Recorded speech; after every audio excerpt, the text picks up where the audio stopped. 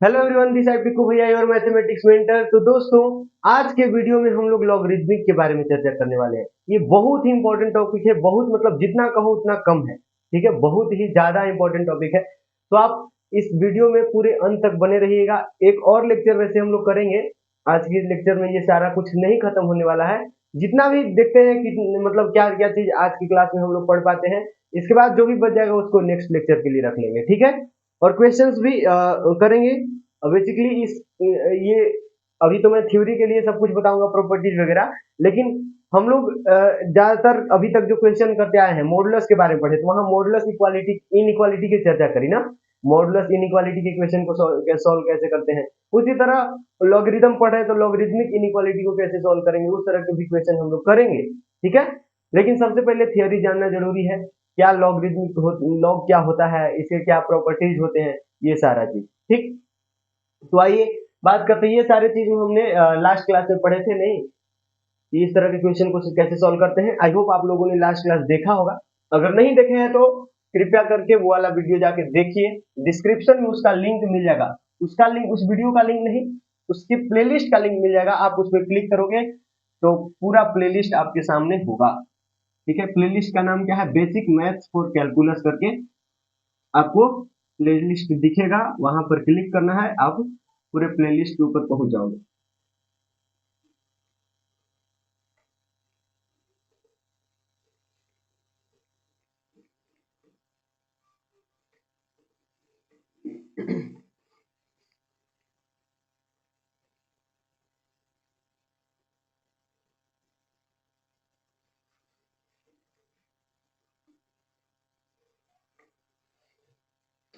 देखिएगा, आज हम लोग क्या चीज चर्चा करने वाले हैं? लॉगरिथमिक।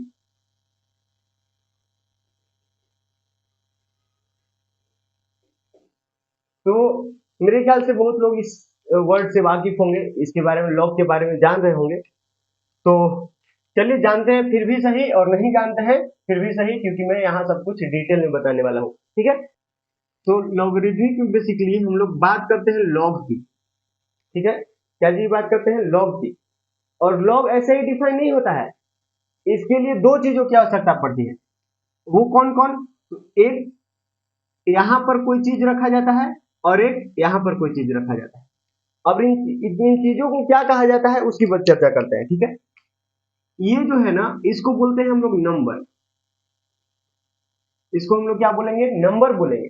अब इसको क्या बोलेंगे भाई? इसको बोलेंगे बेस। इसको क्या बोलेंगे? बेस बोलेंगे। ये याद रखना। ठीक है, लॉग जो है, ये सिर्फ एल ओ जी कुछ नहीं होता है। एल ओ जी सिर्फ लिखोगे तो ये कुछ नहीं होता है।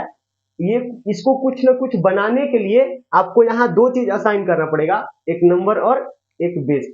तो आप ऐसा नहीं कि ये नंबर और बेस कुछ भी ले लोगे, कोई सा भी नंबर उठा के रख दिए, कोई सा भी बेस उठा के रख दिए। बेस भी एक प्रकार का नंबर ही होता है। कुछ नंबर, ये जो रियल नंबर्स होते हैं ना, वही होते हैं। तो वो भी कौन से यहाँ नंबर्स आ सकते हैं, ये भी आपको देखना पड़ेगा। ठीक, तो हम यहाँ क्या करते हैं भाई? इसको हटा के एक्स लिख देते हैं। इसको हटा के क्या लिख देते हैं? इसको हटा के हम लिख देते हैं एक्स, और इसको हटा के हम लिख देते हैं ए। ठीक है, अब ये हो गया log x बेस a। इसको पढ़ते कैसे हैं? इसको पढ़ते कैसे हैं? रीड एज log, log बोलेंगे और फिर x बोलेंगे, इसके बाद x बोलना है, और इसके बाद क्या बोलना है? बेस a बोलना है। समझ में आया? इस चीज को पढ़ेंगे कैसे? तो पढ़ना है इस रूप में, ऐसे। सबसे पहले लॉग तो बोलो, लॉग के बाद यहाँ वाला चीज बोलो, इसके बाद ये। तो लॉग के बाद सीधा नंबर को बोलना है, इसके बाद बेस को बोलना है। उल्टा मत बोलना, लॉग ए बेस एक्स ऐसे मत बोलना, गलत हो जाएगा। लॉग ए बेस एक्स ऐसे करके बोलोगे तो गलत हो जाएगा। लॉग एक्स बेस ए बोलना है। ठीक है, तो ये सही पढ़ने का तरीका है। तो अब देखिए, मैंने क्या बताया कि ये log x बेस a लिखे हो ना, x को हम लोग नंबर बुलाते हैं, और a को हम लोग बेस बुलाते हैं। तो x और a पर भी कुछ ना कुछ रिस्ट्रिक्शंस होते हैं, कंडीशंस होते हैं। उस कंडीशन को जानिए, ताकि ये log x बेस a जो है डिफाइन हो। ये जो लॉगरिथमिक है, ये डिफाइन कब होता है? तो डिफाइन तभी और तभी होता है जब x जो है ना, ये x वो ग्रेटर देन जीरो हो। मतलब जीरो भी नहीं हो। ये जो नंबर है वो जीरो नहीं रख सकते हो, जीरो से बड़ा ही कुछ रखोगे। 0.1 रख सकते हो क्या? ऑब्वियसली रख सकते हो। 0.1 रख सकते हो क्योंकि वो जीरो से बड़ा है। 0.001 रख सकते हो क्या? ऑब्वियसली रख सकते हो। मतलब जीरो से बड़ा रखना है, ठीक, जीरो भी नहीं रखना है और जीरो से बड़ा रखना है, जीरो से छोटा भी नहीं। जैसे यहाँ x की जगह -1 आ सकता है क्या? -2 आ सकता है क्या? -3 आ सकता है क्या? नहीं आ सकता है।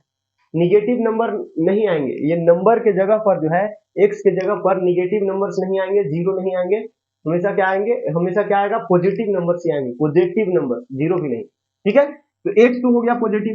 उसी तरह a पर क्या रिस्ट्रिक्शन है?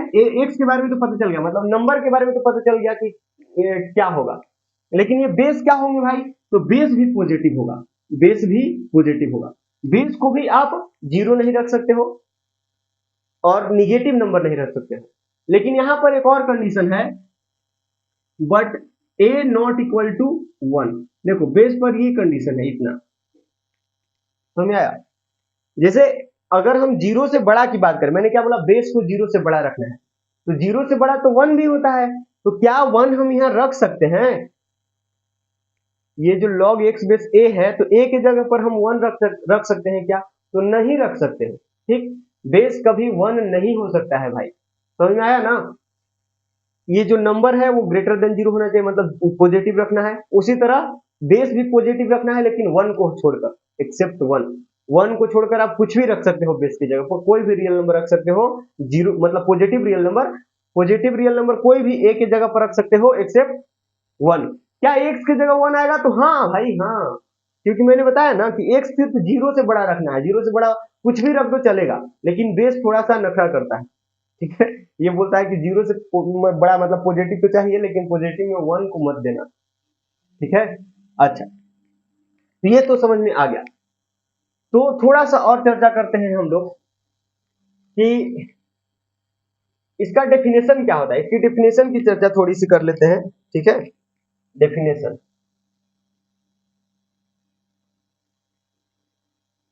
क्या होता है, डेफिनेशन इसका? तो डेफिनेशन देखिए, डेफिनेशन बेसिकली ये है कि log x बेस a है ना, log x बेस a है, तो आप इसको कन्वर्ट कर सकते हो एक्सपोनेंशियल में। इसको क्या चीज में कन्वर्ट कर सकते हो? एक्सपोनेंशियल में। मतलब डेफिनेशन क्या है कि log x बेस a का वैल्यू क्या होगा? ये होता क्या है एक्चुअली, यही ना डेफिनेशन है। तो देखिए मैं बताता हूं। जैसे मैं अगर पूछूं कि log x बेस a का मतलब क्या है, तो log x बेस a बराबर, मान लो कि इसका आंसर जो है वो n आता है। इसका आंसर क्या आता है? n आता है। तो इसका मतलब क्या है ये समझना है। ठीक, इसका मतलब है कि x, ये जो a के पावर n करोगे तो x आ जाएगा, ये होता है डेफिनेशन। समझ में आया? डेफिनेशन समझ में आया क्या? देखिए मैं फिर से समझाता हूँ। बात ऐसा है कि अगर आपको log x बेस a लिखा हुआ है ना, तो इसका वैल्यू n है, इसका वैल्यू n है, तो इसका क्या मतलब? यही डेफिनेशन है। अगर log x बेस a का वैल्यू n है, तो इसका क्या मतलब हुआ? इसका मतलब हुआ कि a के पावर जब n करोगे ना, तो उसका आंसर x आ जाएगा। समझ में आया क्या? a के पावर n करोगे तो उसका आंसर क्या आ जाएगा? x आ जाएगा। ये बहुत ज्यादा इंपॉर्टेंट है, इसको ध्यान रखना है। और ये दोनों तरफ का साइन है, ये डबल इंप्लाइज का मतलब क्या है? इसका मतलब कि अगर log x बेस a का वैल्यू n है, तो a के पावर n x आ जाएगा। या फिर ऐसा कह लो कि a के पावर n अगर x है, तो log x बेस a का वैल्यू क्या हो जाएगा? n हो जाएगा। समझ में आया? मतलब इधर से इधर जा सकते हो और इधर से इधर आ सकते हो, यही इसका डेफिनेशन। ठीक है, इसका डेफिनेशन कुछ ऐसे 2-4 लाइन का नहीं है जो आपको रटना है। बस डेफिनेशन यही है कि log x base a equal to n है, तो आप इसको a के पावर n करोगे ना, मतलब ऐसा कह लो कि ये बेस है, यहाँ log के साथ में क्या चीज में है? ये बेस में है, और यहाँ भी क्या है? बेस ही है। तो बेस हमेशा बेस ही रहेगा, जो इसका आंसर है ना वो पावर में आ जाएगा, और ये जो नंबर है वो आंसर में आ जाएगा। मतलब a के पावर n का आंसर क्या है? x ही है ना। समझ में आया कि नहीं आया? तो ये बात याद रखोगे, बहुत ज्यादा इंपॉर्टेंट है, अभी इसकी इंपॉर्टेंस की पता चलेगी आपको। तो ये याद रखना है कि log x बेस a अगर n है, तो a की पावर n हम x लिख सकते हैं। ठीक है, मतलब अगर ऐसा है तो हम इसको ऐसे लिख सकते हैं, अगर ऐसा है तो इसको ऐसे लिख सकते हैं। This is the definition of the logarithm. समझ में आया? अच्छा, तो अब इसके टाइप के बारे में चर्चा कर लेते हैं। नहीं, लॉग के जो है टाइप होते हैं, या फिर ग्राफ की चर्चा कर ले क्या? थोड़ा सा ग्राफ के बारे में जान लेते हैं ना। क्या जी? ग्राफ के बारे में जान लेते हैं। या फिर पहले टाइप बता देते हैं, इसके बाद ग्राफ पर चलेंगे। ठीक, तो लॉग जो है, लॉग एक्स बेस ए ऐसे लिख देते हैं। तो ये जो है ना वो बेसिकली दो टाइप के होते हैं। लॉग जो है ये बेसिकली दो टाइप के होते हैं। तो पहला टाइप हो जाएगा आपका कॉमन लॉग। क्या हो जाएगा? Common log. और दूसरा टाइप हो जाएगा क्या? Natural log.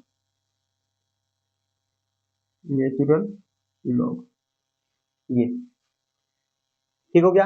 एक होता है कॉमन लॉग, एक होता है नेचुरल लॉग। तो कॉमन लॉग क्या होता है भाई? तो कॉमन लॉग होता है ये लॉग एक्स, और बेस में आप 10 फिक्स कर दो।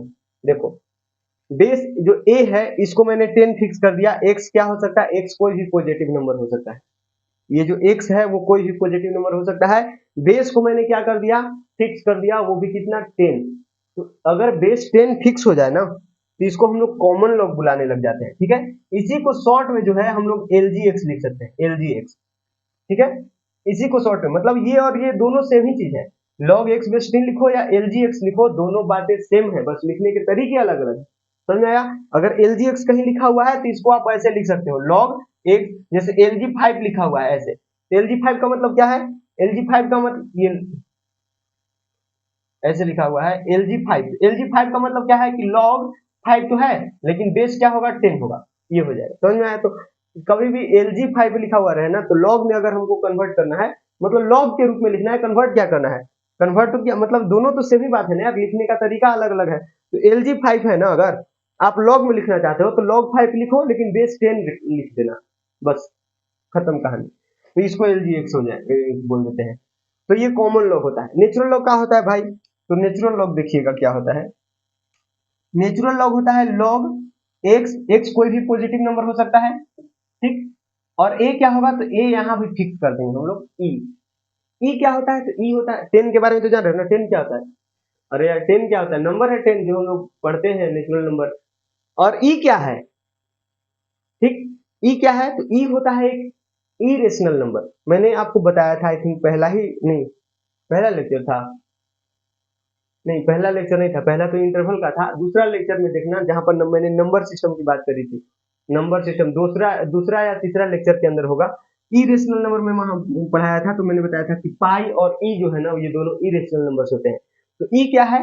ई है एक इरेशनल नंबर। ई के बारे में अगर बोले तो ये क्या होता है? एक an irrational number. Irrational number,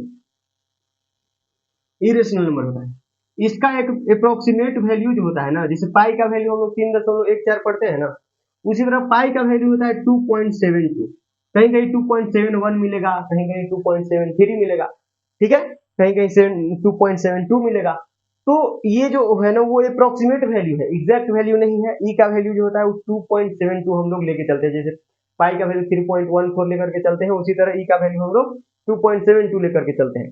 तो आपको ये दिख रहा है कि ई का वैल्यू 2.72 है, मतलब 2 से बड़ा है और 3 से छोटा है। तो एक और बात याद रख लेना साथ में कि ई का वैल्यू जो है वो 2 और 3 के बीच में लाई करता है। ये बात याद रखना इंपॉर्टेंट है, कहीं आपको काम आ जाएगा। ठीक, ई एक इरेशनल नंबर है, ई का वैल्यू 2.72 होता है, और ई जो है 2 और 3 के बीच में लाई करता है। इसको ऑयलर कांस्टेंट बोलते हैं। ई को क्या बुलाते हैं भाई? ई को हम लोग ऑयलर कांस्टेंट, ऑयलर कांस्टेंट। ठीक, ई को हम लोग क्या नाम से बुलाते हैं? ऑयलर कांस्टेंट होता है ये। ठीक है, जो आपको ये लॉगरिथमिक फंक्शन के अंदर दिखता है। ठीक, अच्छा, तो ये लॉग एक्स बेस ई जो है इसको हम लोग क्या बुलाते हैं? नेचुरल लॉग बुलाते हैं। इसी चीज को शॉर्ट में क्या लिख सकते हैं? इसी चीज को शॉर्ट में ln x लिख देते हैं। जैसे इसको LGX लिखते हैं ना, उसी तरह इसको शॉर्ट में ln x लिख देते हैं। x क्या है? x नंबर है जो कि ग्रेटर देन 0 होगा, मतलब कोई भी पॉजिटिव नंबर। ठीक, ln x लिखा हुआ रहेगा, इसका मतलब क्या समझना है कि log to the base e। ठीक है, log जो होगा उसका बेस क्या हो जाएगा? e होगा, और ये जो यहाँ नंबर रहेगा वो तो एज इट इज रहेगा। समझ में आया ना? ये दोनों बातें सेम ही है, आप इसको इक्वल भी लिख सकते हो बीच में, मतलब ये और ये दोनों सेम ही चीज है। आप ऐसे लिखो या ऐसे लिखो, कैसे भी चलेगा, दोनों ठीक है। ठीक, अच्छा, कई बार इसी चीज को जो है हम लोग log x भी लिख देते हैं। कई बार इसी चीज को हम लोग क्या लिख देते हैं? log x लिख देते हैं। समझ में आया? लॉग एक्स, जैसे अभी आप लोग 11th या 12th में होंगे, 12th में होंगे, तो अगर आपने इंटीग्रेशन या डिफरेंशिएशन पढ़े हैं तो आपको log x का डिफरेंशिएशन या इंटीग्रेशन पढ़ाया गया होगा। तो वहां हम लोगों को ज्यादातर क्वेश्चन में बेस नहीं लिखा हुआ मिलता है। क्वेश्चन आप लोग किए हैं ना, अगर मैं वैसे ऑफलाइन में पढ़ा रहा हूँ तो वहाँ इंटीग्रेशन पढ़ा रहा हूँ, ठीक है, ऑफलाइन में। तो आप लोग क्वेश्चन में देखे होंगे कि log x में ऐसे log सिर्फ लिख देता है, log ऑफ x की जगह कुछ ना कुछ बेस असाइन नहीं करता है, तो हम लोग उसको क्या मान के चलते हैं, उसको नेचुरल लॉग मान के चलते हैं, मतलब बेस हम लोग ई मान के चलते हैं, समझ में आया ना। ठीक है, अगर बेस कुछ असाइन कर दे तो वो अलग बात हो जाता है, जैसे 5 3 4 इस तरह का कुछ बेस असाइन कर दे तो उसकी बात अलग हो जाती है। लेकिन अगर बेस कुछ नहीं दिया रहता है तो हम लोग क्या मान के चलते हैं, ई मान के चलते हैं, मतलब ये जो log x है इसको हम लोग नेचुरल लॉग मान के चलते हैं, या फिर बहुत बार आपको ln x देखने के लिए मिलता है। ठीक है, तो ये तीनों बातें एक ही होती है। ठीक, तो ये सब चीज तो हम लोग 9 10th में, सॉरी 11 12th में देखे हैं। अब ये कॉमन लॉग कहाँ आता है भाई, कॉमन लॉग से हम लोग मतलब ज्यादातर स्टूडेंट जो सीबीएसई से पढ़ रहे हैं या फिर जैसे बिहार बोर्ड वाले हैं, ठीक है, तो या फिर कोई, आई थिंक मेरे ख्याल से इंडिया के सारे ही स्टेट बोर्ड की बात कर ले तो उसके अंदर मेरे ख्याल से कॉमन लॉग जो है ना वो चीज सिलेबस में नहीं है। केमिस्ट्री में थोड़ा बहुत मिलता है, अगर आपने केमिस्ट्री में 12th क्लास के केमिस्ट्री में याद करें, इलेक्ट्रो केमिस्ट्री पढ़े हैं या फिर केमिकल काइनेटिक्स पढ़े हो, तो वहां हम लोग बेस 10 पर जो है लॉग का वैल्यू याद रखना पड़ता है ना, log 1 का वैल्यू क्या होगा बेस 10 पर, log 2 का वैल्यू क्या होगा बेस 10 पर, तो इस तरह का वैल्यू जो अपने को याद करना पड़ता है, वहां थोड़ा बहुत कॉमन लॉग का यूज है। और नहीं तो जो आईसीएसई वाले स्टूडेंट्स है, आईसीएसई बोर्ड होता है ना जैसे सीबीएसई होता है उसी तरह आईसीएसई बोर्ड वालों को 9th क्लास में ही ये लॉगरिदम पढ़ा दिया जाता है, तो वहां पर हम लोग कॉमन लॉग की चर्चा करते हैं। आईसीएसई बोर्ड का जो सिलेबस है वहां पर कॉमन लॉग की चर्चा करते हैं। ठीक है, एक मिनट रुकना, ये कैमरा थोड़ा हिल रहा है, हवा आ रहा है।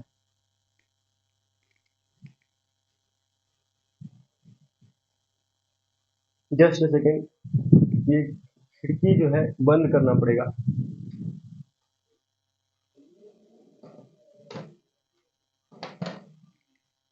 हाँ जी, अब नहीं हिलेगा।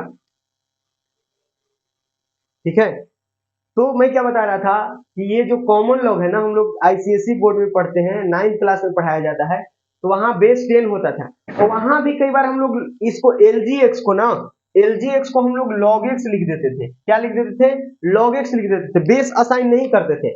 तो चूंकि वहां सिर्फ कॉमन लॉग की बात किया जा रहा था, इसीलिए अगर यहाँ बेस कुछ ना भी दिया रहता था ना तो हम लोग 10 मान लेते थे बेस, इसको यहाँ पर नहीं लाते थे। यहाँ जैसे हम लोग 11th 12th में नेचुरल लॉग की बात करते हैं, कॉमन लॉग की बात नहीं करते हैं, तो नेचुरल लॉग की बात करते हैं तो log x लिखा हुआ रहता है, तो उसको डायरेक्ट हम लोग क्या मान लेते हैं, बेस ई मान लेते हैं, ये नेचुरल लॉग है। ठीक, लेकिन हम लोग जब 9th में पढ़ते हैं, 9 10th में आईसीएसई बोर्ड में, या फिर अगर आप एनटीएससी की तैयारी करोगे तो उसके सिलेबस में भी ये है, एनटीएससी वो 9 10th वाले करते हैं। ठीक है, आप लोग मत ढूंढने लग जाना। तो यहाँ हम लोग जो है log x लिखा हुआ मिलता है तो उसको बेस 10 ले लेते हैं। ठीक है, अगर बेस कुछ नहीं दिया रहता है तब वो 9 10th में, ठीक है, अभी नहीं। अभी हम लोग सिर्फ नेचुरल लॉ की चर्चा करेंगे, यहाँ पर इसकी चर्चा नहीं करेंगे। ठीक, अच्छा, तो ये हो गया दो टाइप के लॉगरिदम। अब इसकी ग्राफ की चर्चा करते हैं थोड़ी सी, ये इरेज कर दो ना।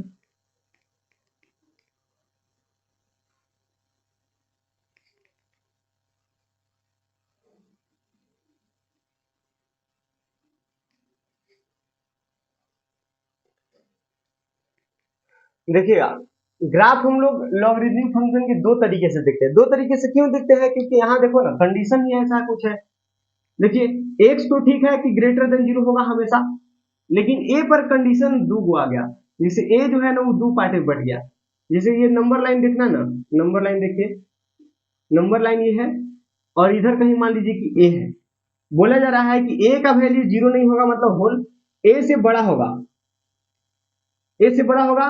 और अगर ए का वैल्यू कभी वन आ रहा है, कहीं पर मान लीजिए कि इधर वन आ रहा है, ये जीरो है, ये जीरो है, ठीक है, ये जीरो है, जीरो नहीं लेना है तो जीरो पर होल, ठीक है, और यहाँ कहीं वन है तो वन पर ही भी होल, वन पर भी होल हो जाएगा। ठीक, तो यहाँ से ए का वैल्यू जो है वो क्या दिख रहा है, ए का वैल्यू पहला इंटरवल ये दिख रहा है, दो इंटरवल बन रहा है ना, एक ये और एक ये दो इंटरवल दिख रहा है क्या, एक जो है ए के लिए वो कौन सा इंटरवल बन रहा है, 0 से बड़ा और 1 से छोटा, और दूसरा इंटरवल क्या बना है, ए का वैल्यू जो है 1 से बड़ा होना चाहिए। दो इंटरवल बना ना, 2 से बड़ा मतलब क्या, ए का वैल्यू सॉरी 1 से बड़ा मतलब क्या कि वो 1 से इंफिनिटी, 1 से इंफिनिटी के बीच में, तो ये लिखना जरूरी नहीं है। अगर मैं बोल दूं कि 1 से बड़ा, 1 से बड़ा तो इंफिनिटी भी हो सकता है, तो ये आगे इंफिनिटी लिखना जरूरी नहीं है, वैसे आप लिखने के लिए लिख सकते हो ए का वैल्यू 1 और इंफिनिटी के बीच में।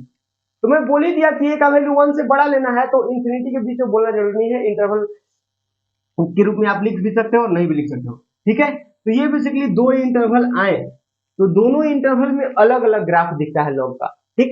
तो उसकी चर्चा कर लेते हैं थोड़ी सी, ग्राफ जानना जरूरी है लॉग लॉग का। देखिएगा, मैं लॉग एक्स बेस ए का ग्राफ बनाने वाला हूं, ठीक है, और ये दो पार्ट में बनेगा, ठीक है। तो ये जो है ग्राफ वो दो पार्ट में बनेगा, कैसे, तो पहला पार्ट तो यही होगा कि व्हेन ये x इज ग्रेटर देन 0, ये तो मतलब कंफर्म है, ये यहां भी होगा यहाँ भी होगा। x पर तो एक ही कंडीशन है, ये जो नंबर है उस पर एक ही कंडीशन है कि x ग्रेटर देन 0 होना चाहिए।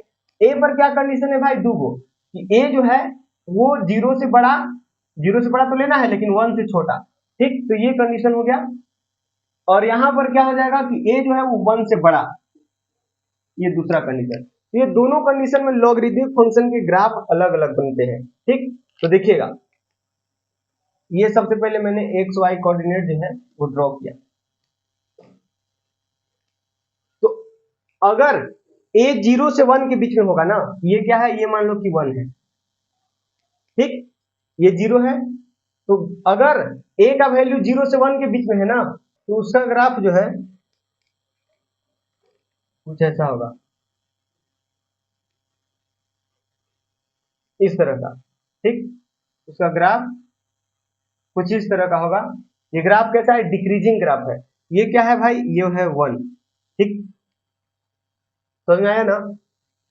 तो अगर 0 और 1 के बीच में a का वैल्यू होगा, ठीक, 0 और 1 के बीच में a का वैल्यू होगा, तो उसका ग्राफ कुछ ऐसा होगा, वो एक्स एक्सिस को 1 पर काटेगा, ठीक, मतलब ग्राफ 1 पर 0 हो रहा है, देखो ना, जब यहाँ पर 1 डालोगे तो उसका ग्राफ जो है 0 पर 0 हो जाएगा, क्योंकि इसका कोऑर्डिनेट क्या है, ये 1,0 है। इसका मतलब क्या, ये y बराबर अगर log x बेस a है, y बराबर क्या है, log x बेस a, मतलब x बराबर अगर यहाँ 1 रख रहे हो, यहाँ पर क्या रख रहे हो 1, x का वैल्यू 1 रख रहे हो, तो y का वैल्यू क्या मिल रहा है, 0 मिल रहा है, समझ में आया ना। तो ये अगर यहाँ नंबर को 1 लिख देते हो, बेस कुछ भी रहे, यहाँ रहे चाहे यहाँ रहे, इसका भी ग्राफ देखोगे तो 1 पर 0 होगा, ठीक, अभी मैं बताऊंगा।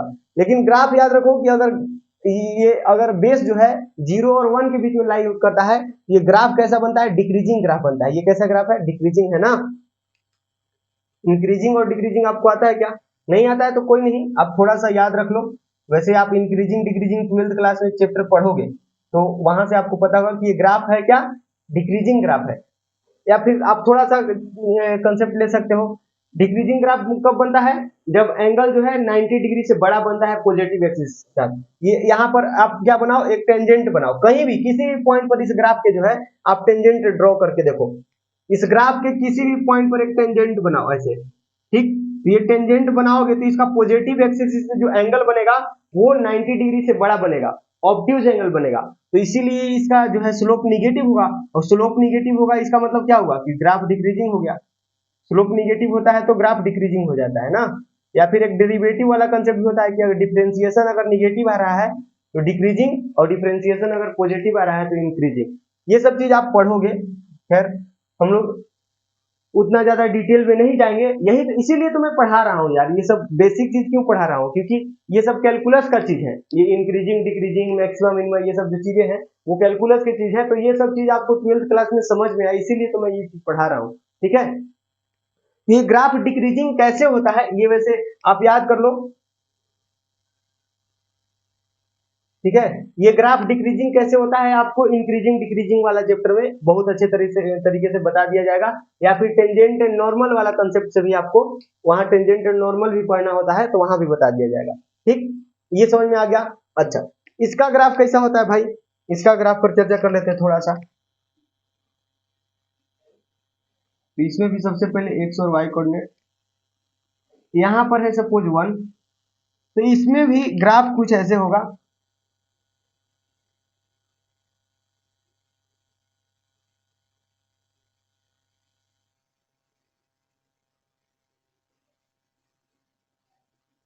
इसी तरह का ग्राफ होगा यहाँ भी, ठीक है ना। और ये वाला पॉइंट क्या है, तो ये वाला पॉइंट फिर से 1,0, ये वाला पॉइंट क्या है 1,0, ठीक। और ये है 0, 0,0, मतलब इसमें फिर से x का वैल्यू 1 डालोगे, y का वैल्यू 0 मिल रहा है, मतलब log y क्या है, ये फंक्शन, ये पूरा इसका वैल्यू क्या मिल रहा है, 0 मिल रहा है। कब मिल रहा है, जब x का वैल्यू आप 1 डाल रहे हो। ऐसा ग्राफ कब बनेगा, ऐसा ग्राफ तभी और तभी बनेगा जब a का वैल्यू मतलब बेस जो है वो क्या होगा, पॉजिटिव होगा। बेस क्या होगा, पॉजिटिव नहीं मतलब 1 से बड़ा। पॉजिटिव तो होता ही है, बेस हमेशा पॉजिटिव ही होता है, और इनपुट मतलब नंबर भी हमेशा पॉजिटिव होता है, लेकिन बेस का वैल्यू अगर 1 से बड़ा लोगे तो उस केस में क्या होगा, उस केस में क्या हो जाएगा, ग्राफ ऐसा होगा। अगर बेस का वैल्यू 0 और 1 के बीच में लोगे तो ग्राफ ऐसे डिक्रीजिंग होगा। ये ग्राफ क्या है, इंक्रीजिंग है। यहाँ देखो किसी पॉइंट पर आप टेंजेंट बना के देखो, सपोज इस पॉइंट को मैंने ऐसे टेंजेंट बनाया, तो इसका जो पॉजिटिव एक्स एक्सिस एंगल है वो कितना है, 90 डिग्री से कम, क्योंकि ये 90 डिग्री है, ये 90 डिग्री से कम है ना, मतलब इसका स्लोप निगेटिव हो गया, सॉरी पॉजिटिव हो गया। स्लोप पॉजिटिव है तो ये ग्राफ इंक्रीजिंग हो जाएगा। स्लोप बेसिकली डिफरेंशिएशन ही होता है। ये स्लोप जो होता है ना, SLOP स्लोप, ये tan थीटा भी होता है। और थीटा क्या होता है, थीटा होता है angle subtended by the line from positive x axis. Positive x axis से ये लाइन कितना एंगल बनाता है, दैट एंगल इज थीटा, ठीक है। और ये tan थीटा है ना, वो फंक्शन के डेरिवेटिव के बराबर होता है, मतलब f डैश x के बराबर होता है। ये मान लो जी फंक्शन है या y है तो dy dx कह दो, ये dy dx कह दो। तो अगर dy dx पॉजिटिव होगा तो ये dy dx पॉजिटिव कब होगा, जब tan थीटा पॉजिटिव होगा। और tan थीटा पॉजिटिव कब होगा, जब ये एक्यूट एंगल होगा। फर्स्ट क्वाड्रेंट में सारे ट्रिग्नोमेट्रिक रेशियो पॉजिटिव होते हैं, तो ये पॉजिटिव होगा। tan थीटा फर्स्ट क्वाड्रेंट में रहेगा, मतलब एक्यूट एंगल बनेगा, 90 डिग्री से कम एंगल बनेगा, तो tan थीटा पॉजिटिव होगा। tan थीटा पॉजिटिव करने का मतलब कि इस फंक्शन का डेरिवेटिव पॉजिटिव होगा। इस फंक्शन का डेरिवेटिव पॉजिटिव है तो ये जो फंक्शन है वो इंक्रीजिंग हो जाएगा, ठीक। वही कंसेप्ट यहाँ भी है। यहाँ पर अगर आप स्लोप बनाओगे किसी भी पॉइंट पर, ग्राफ, इस ग्राफ के किसी भी पॉइंट पर आप स्लोप बना के देखो, मतलब यहाँ पर टेंजेंट बन गया ना, तो किसी भी पॉइंट पर आप टेंजेंट बनाओ, टेंजेंट बना के इसका एंगल देखोगे ना पॉजिटिव एक्सिस से, तो 90 डिग्री से ज्यादा ही बन रहा है। देखो ये 90 डिग्री से ज्यादा है ना, ये एंगल क्या है, 90 डिग्री से ज्यादा है ना यार, क्योंकि 90 डिग्री तो इतना ही ना होगा ये वाला, तो 90 डिग्री से ज्यादा एंगल बन गया, मतलब ऑब्ट्यूज एंगल बना। ऑब्ट्यूज एंगल बना तो tan थीटा निगेटिव होगा, tan थीटा निगेटिव करने का मतलब डेरिवेटिव निगेटिव, और डेरिवेटिव निगेटिव तो ये ग्राफ डिक्रीज है। तो ये थोड़ा बहुत आपको समझ में आया होगा। वैसे समझ में उसी को आया होगा जो लोग स्ट्रेट लाइन के बारे में, मतलब टेंजेंट एंड नॉर्मल और इंक्रीजिंग डिक्रीजिंग पढ़े होंगे ना, उनको समझ में आ गया होगा 12th क्लास में अगर पढ़े हैं तो। और जो जो नहीं पढ़े हैं, जो लोग 11th क्लास में हैं, उनको नहीं समझ में आया होगा, तो उनको डरने की कोई जरूरत नहीं है भाई। ये हम बताना भी नहीं चाह रहे थे, लेकिन अ, अब थोड़ा सा डिक्रीजिंग का कंसेप्ट छेड़ दिए तो सोचे कि चलो बता देते हैं, ठीक है। वैसे ये जरूरी नहीं है, अभी जरूरी नहीं है, जरूरी बाद में पड़ जाएगा, और जरूरत पड़ेगा तो आपको इसके बारे में पता भी हो जाएगा, ठीक है। डरने की जरूरत नहीं है, आराम से बस पढ़ते रहना है। हर चीज आपको समय के अनुसार दिया जाएगा, हर चीज का समय होता है ना भाई, बताओ। अब ये सब चीज आपने 9th 10th में थोड़े पढ़े थे, नहीं पढ़े थे ना, लेकिन अब पढ़ रहे हो। वही चीज है, हर चीज का समय होता है, और समय के अनुसार आपको हर चीज प्रोवाइड किया जाता है, तो हो जाएगा, डोंट वरी। तो ये ग्राफ कैसा है भाई, ये ग्राफ है इंक्रीजिंग। इनफैक्ट इसको स्ट्रिक्टली इंक्रीजिंग बोल सकते हो, इसको स्ट्रिक्टली इंक्रीजिंग, इसको स्ट्रिक्टली डिक्रीजिंग, ठीक। समझ में आया ना। तो ये है एक्स एक्सिस, ये है वाई एक्सिस, और ये है एक्स एक्सिस, ये है वाई एक्सिस। मतलब एक्स का वैल्यू 0 से बड़ा, देखो ग्राफ जो है एक्स एक्सिस के मतलब इस साइड है क्या, निगेटिव एक्स एक्सिस में है क्या, देखो ना। ये ग्राफ जो है, ये एक्स का वैल्यू 0 पर डिफाइन है क्या, ये फंक्शन नहीं, क्योंकि 0 डालोगे तो कुछ नहीं मिलेगा। अगर मैं पूछूं कि log 0 का वैल्यू क्या होगा भाई, log 0 का वैल्यू, यहाँ बेस कुछ भी ले लो, 0 से बड़ा मतलब 1 नहीं, मान लो कि 3 ले लिया, कोई भी a ले लो, जो a है वो a जो है वो 0 से बड़ा होना चाहिए, a नॉट इक्वल टू 1 होना चाहिए, ठीक। समझ में आया। तो ये कंडीशन लगाओ तो इसका वैल्यू हमेशा क्या हो जाएगा, नॉट डिफाइंड, नॉट डिफाइंड। 0 पर देखो ग्राफ है ही नहीं, ठीक। 0 से पीछे मान लो कि x का वैल्यू मैंने -1 डाला, तो -1 पर ग्राफ है क्या, नहीं है। ऊपर ना ही ऊपर ग्राफ है ना ही नीचे ग्राफ है, तो -1 पर भी कुछ नहीं मिलेगा आपको, नॉट डिफाइंड। -2 -3 मतलब 0 से पीछे आप कोई भी नंबर डालो तो कोई कुछ भी आपको मिलने वाला नहीं है, मतलब नॉट डिफाइंड। और जीरो डालो तभी आपको नहीं मिलने वाला है, क्योंकि जीरो के ऊपर देखो ग्राफ नहीं सट रहा है ना, ये आगे जाके ये पूरा माइनस इनफाइनाइट पर जो है वो पैरेलल हो जा रहा है। ठीक, तो आपको कुछ नहीं मिलने वाला है। हाँ, जीरो से जस्ट बड़ा वैल्यू डालोगे ना, जीरो प्लस, ठीक है, जीरो से बड़ा वैल्यू मतलब 0.1 0.001 इस तरह का, तो उस केस में आपको क्या मिलेगा आंसर, माइनस इन्फिनिटी मिलेगा। ठीक, समझ में आया कि नहीं आया बताओ। मैं वही कह रहा हूं क्या कि लॉग, यहां से एक दो पॉइंट और नोट कर लो कि लॉग अगर जीरो से बड़ा वैल्यू, जीरो से बड़ा, ठीक है, जीरो से बड़ा वैल्यू डालोगे, जीरो प्लस करने का मतलब कि जीरो से हल्का बड़ा, ठीक, जीरो से एकदम हल्का बड़ा डालोगे। ए क्या है, ए वही, ये जो कंडीशन है ए पर, मैं बार बार लिखूंगा नहीं, आपको समझ लेना है, ठीक है। तो जीरो से हल्का बड़ा वैल्यू डालोगे तो क्या मिलेगा, माइनस इन्फिनिटी। इसका आंसर क्या हो जाएगा, माइनस इन्फिनिटी हो जाएगा। और उसी तरह एक और पॉइंट याद रखो कि लॉग के अंदर ये ए है, और ये इनफाइनाइट अगर डालेंगे तो, अगर लॉग का वैल्यू में अगर इनफाइनाइट पर पूछो तो उसका आंसर क्या हो जाएगा, ये एग्जैक्ट इक्वल नहीं लिख सकते हो, ये टेंडिंग टू लिखो। मतलब लॉग का वैल्यू जीरो प्लस, जीरो से हल्का बड़ा एक्स का वैल्यू डालोगे ना, तो उसका आंसर जो है वो माइनस इन्फिनिटी को टेंड करेगा। और उसी तरह जीरो का एक्स का वैल्यू इन्फिनिटी डालोगे, एक्स का वैल्यू इन्फिनिटी कहाँ आएगा, इधर एकदम लास्ट में, एक्स एक्सिस पर जो है इधर इन्फिनिटी आएगा, लास्ट में आएगा, तो इसका ग्राफ जो है वो कहाँ दिखेगा, वो भी इन्फिनिटी पर दिखेगा। समझ में आ रहा है ना, ग्राफ कहीं मिलेगा वो इन्फिनिटी पर वाई एक्सिस को टच करेगा, मतलब वाई एक्सिस के सामने मिलेगा, ठीक है। तो एक्स एक्सिस पर क्या, अगर एक्स का वैल्यू इन्फिनिटी डालोगे तो इसका वैल्यू क्या हो जाएगा, इनफाइनाइट होगा। इस बात को भी आप ध्यान रखना। ये विजुअल है क्या, एक बार देख लो, हाँ दिख रहा है, ठीक है। तो ये दो बातें याद रखना, बहुत बार ये काम आ जाता है। ठीक, ये दोनों बातें जो है आपको बहुत बारी काम आ जाएगा। ठीक, समझ में आया।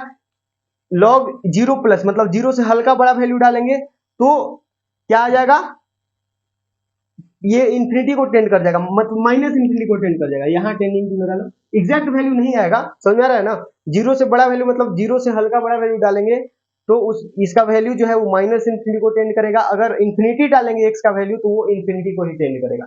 ठीक, बेस क्या है, तो बेस ये वाला है, ए वन से बड़ा। यहाँ जो बेस ए दिख रहा है वो वन से बड़ा है ना, इसीलिए तो मैंने इस पोर्शन में इस चीज को लिखे हैं। अब यहाँ देखना, यही चीज को यहाँ देखना, अगर मैं पूछूं लॉग जीरो प्लस का वैल्यू और बेस ए है, ए फिर से अबरी बार जीरो और वन के बीच में है। अबरी बार जो है इधर मैं लिख रहा हूं, इसका मतलब क्या, ए का वैल्यू जीरो और वन के बीच में है बेस। ठीक, तो यहाँ इसका इसका वैल्यू क्या टेंड करेगा, तो देख लो ना, जीरो से बड़ा वैल्यू डालेंगे हल्का बड़ा तो वो इन्फिनिटी को टेंड करेगा। इसका आंसर क्या हो जाएगा, इन्फिनिटी। वहां देखो माइनस इन्फिनिटी। ठीक, और वही अगर मैं पूछूं कि लॉग इनफाइनाइट का वैल्यू क्या होगा भाई, इनफाइनाइट का वैल्यू क्या होगा इस बेस पर, इसका वैल्यू क्या टेंड करेगा, तो लॉग इनफाइनाइट पर देखो, इनफाइनाइट इधर तो इनफाइनाइट पर ग्राफ नीचे है, माइनस इन्फिनिटी पर मिलेगा तो इसका आंसर हो जाएगा माइनस इन्फिनिटी। समझ में आया कि नहीं आया। ठीक, तो इसको मिक्स मत करना। ये लॉग जीरो प्लस पर इसका वैल्यू इन्फिनिटी को टेंड कब कर रहा है, जब बेस जीरो और वन के बीच में हो। ठीक, अब ये इधर बेस को देखने की कोशिश मत करना, ये मत देखना कि बेस जो है जीरो से वन है तो यहाँ कने दिख रहा है, नहीं, यहाँ तो सिर्फ इस y का वैल्यू दिखेगा और x का वैल्यू दिखेगा। ठीक, यहाँ जीरो और वन, ये मत देखने की कोशिश करना कि बेस जो है ये जीरो है ये वन है। ठीक, जीरो है ये वन है तो बेस, ये सब चीज देखने की इधर मत कोशिश करना। ठीक, यहाँ सिर्फ x का वैल्यू की बात करते हैं।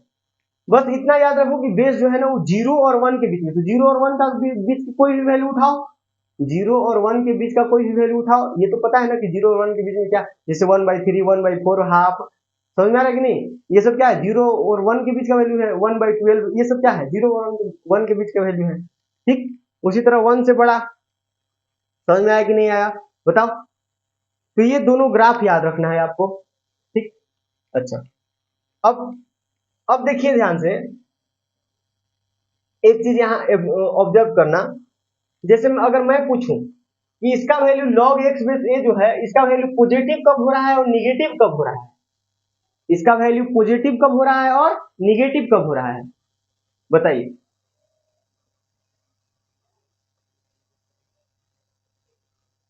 तो इसका वैल्यू देखिए पॉजिटिव कब हो रहा है, जब जीरो से वन के बीच में हो। जीरो से, ये पॉजिटिव मतलब एक्स एक्सिस से ऊपर और निगेटिव मतलब एक्स एक्सिस से नीचे।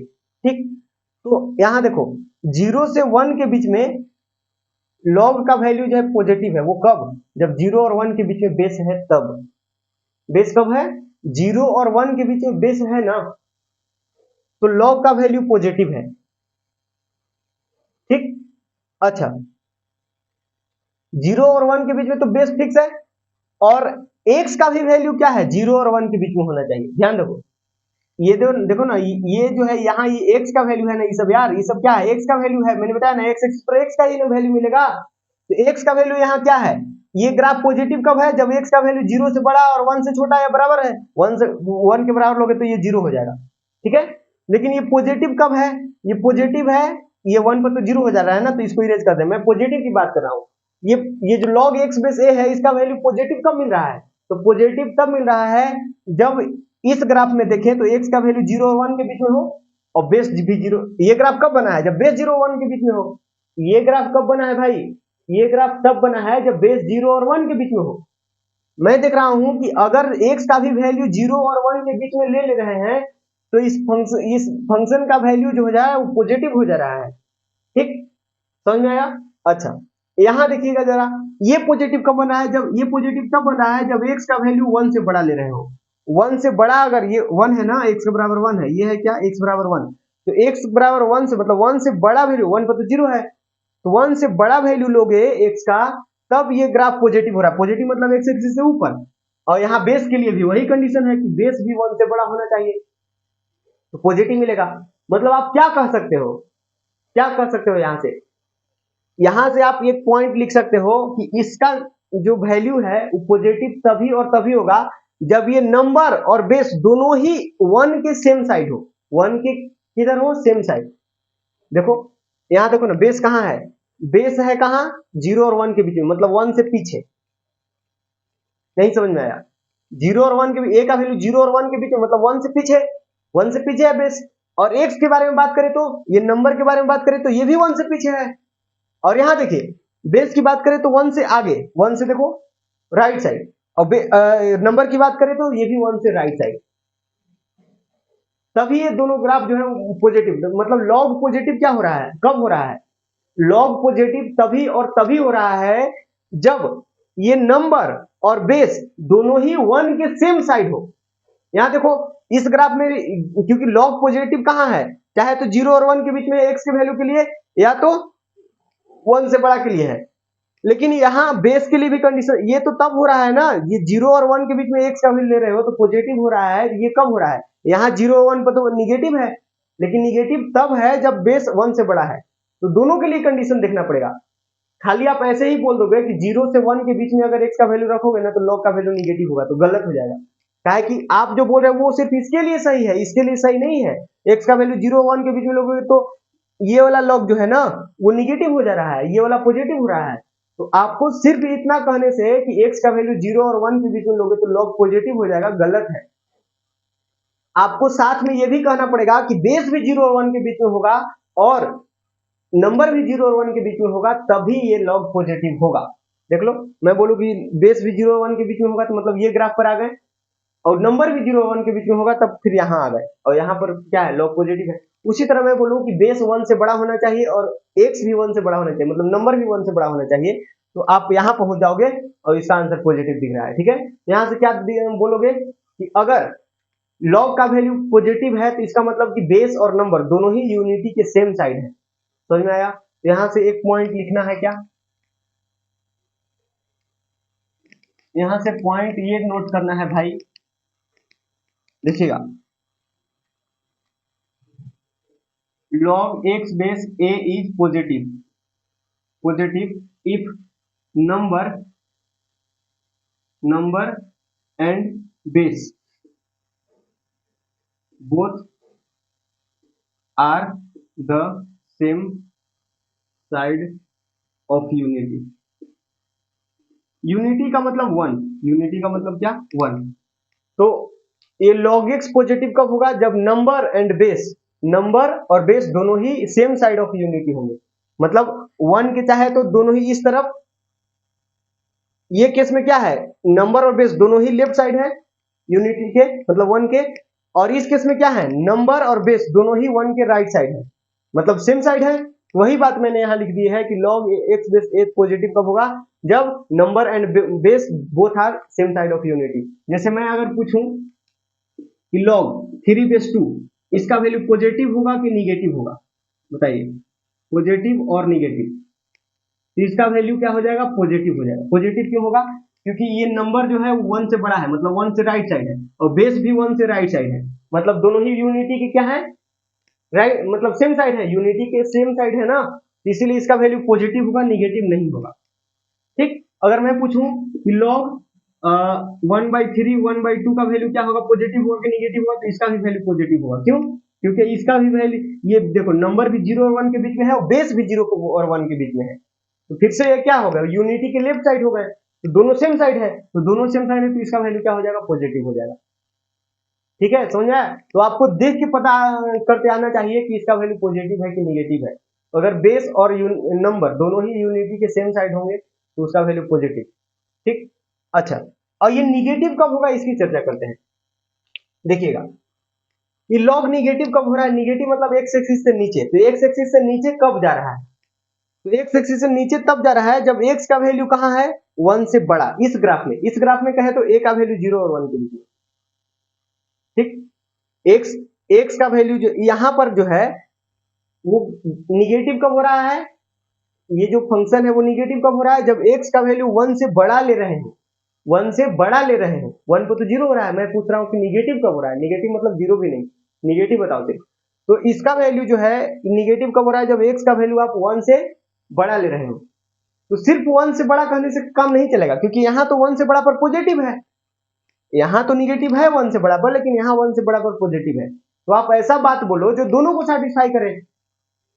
ठीक है, तो आप ऐसा बोल दो ना कि दोनों अपोजिट साइड हो, 1 के अपोजिट साइड हो।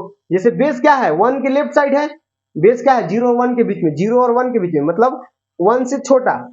ठीक, बेस क्या है 1 से छोटा, और x क्या है 1 से बड़ा, मतलब 1 के दोनों अगल बगल, मतलब 1 से पीछे है अगर x, 1 से आगे होगा कौन, a। यहां भी देख लो, यहाँ a को क्या ले रहे हो, 1 से बड़ा ले रहे हो, तो ये x को क्या लेना पड़ेगा, 0 और 1 के बीच में लेना पड़ेगा। देखो ये निगेटिव कब हो रहा है, ये वाला ग्राफ आपको निगेटिव कब दिख रहा है, जब x का वैल्यू 0 और 1 में है, 0 और 1 के बीच में है, तो x का वैल्यू 0 और 1 के बीच में ले रहे हो और बेस का वैल्यू 1 से बड़ा ले रहे हो, तब ये लॉग क्या हो रहा है, निगेटिव हो रहा है। इस पॉइंट को हम लोग कैसे लिखेंगे कि log x base a is negative if number and base both are the opposite side of the unity। Unity के अपोजिट साइड हो, मतलब अगर बेस इधर है 1 के पहले है तो नंबर 1 के बाद होना चाहिए। एग्जांपल देखिए, मैं पूछूं कि log सपोज 3 1/2, इसका वैल्यू पॉजिटिव होगा कि निगेटिव होगा, ये नंबर देखो, नंबर कहां है 3, नंबर 1 से बड़ा है, तो नंबर x का वैल्यू 1 से बड़ा है 3, तो 3 कहीं इधर आएगा।